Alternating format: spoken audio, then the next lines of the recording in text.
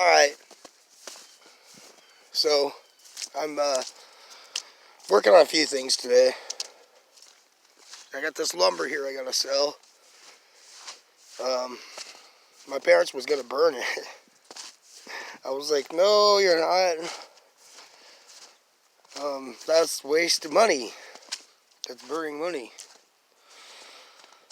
So I'm gonna try to work a deal with the lumber company. See how soon they can get out here and pick up the lumber. It's already dug up. It's already ripped out of the ground and everything. I can't believe that my parents even said what they said. My mommy had even said what she said. That's kind of neat. Just kind of hoping some arrowheads might pop up out in here. We ripped all these trees up. Usually you got to dig down pretty deep to find arrowheads. Richard's Rock House does all the time, and well, he digs down deep. I would say probably about good 10-15 feet sometimes into the roots before those at least come popping out, it seems like. But he's found quite a few of them. So of course some of it's going to be have some damage to it, and so it's going to be, but there's a pine. There's a couple walnuts in here, I think. Osage. There's oaks.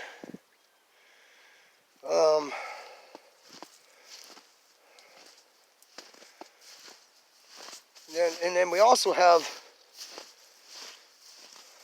see, they just straight up uprooted them up out of here. There's a whole tree there. Now they make bows out of these Osage trees. They make bows out of them because they're good durable wood. And out of walnuts, you know, they do furniture and oaks. So it's a pretty penny here in lumber. I'm asking, I was going to just say $5,000 and just have them come pick it up. And I started reading the DNR thing, and it's saying don't just take your first, be so or to get cash and all this. And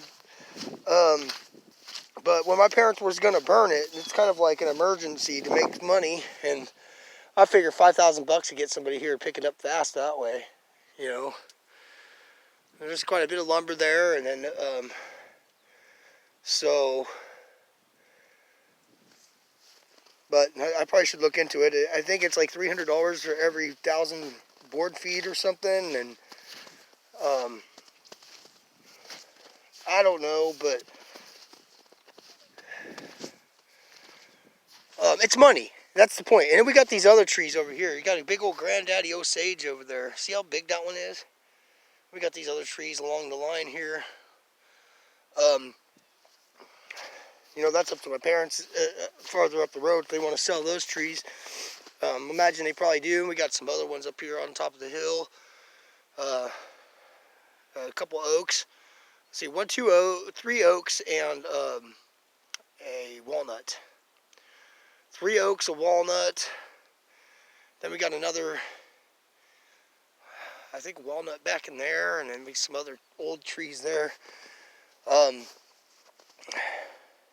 But what I was thinking about doing is, you know, if we get all these trees sold, we might get up to like close to like 30,000, 40,000 or something. There's some land for sale near here, and if we get a good bid on it or something, that's more trees, that's more money. You can pay for the land, and then it's win-win-win, because then pull all those trees up and arrowhead be popping out. So I'm gonna find some old arrowheads.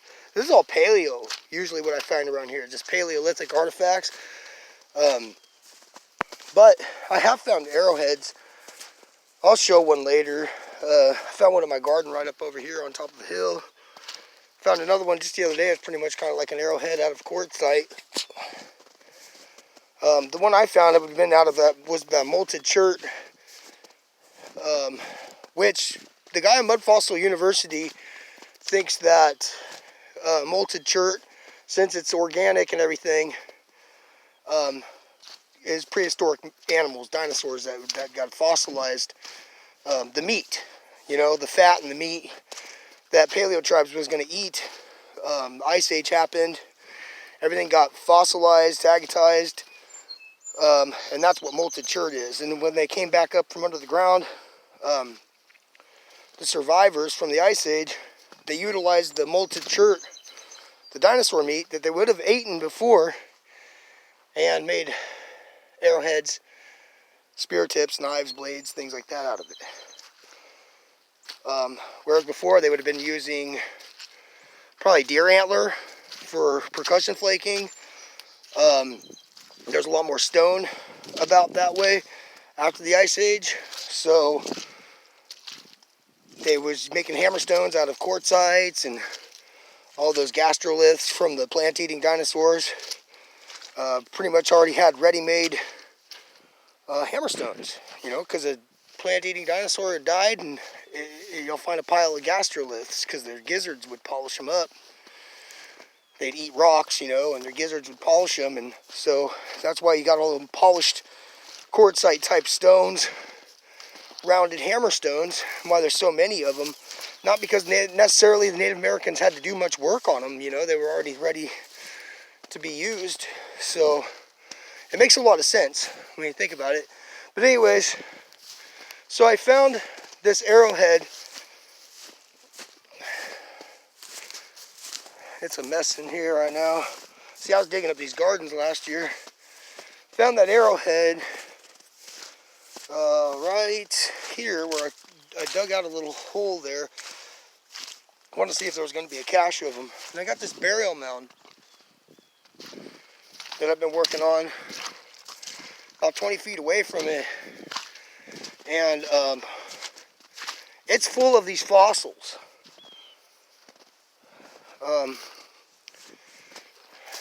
These things. Big old heavy fossils, and it's all through the whole thing. I don't know if they're giant bone fossils, dinosaur bone fossils, or something like that. And we got them all through our yard too. There's some great big ones. It looks like the old timers used these sometimes for foundations for their houses because they're so great and big. But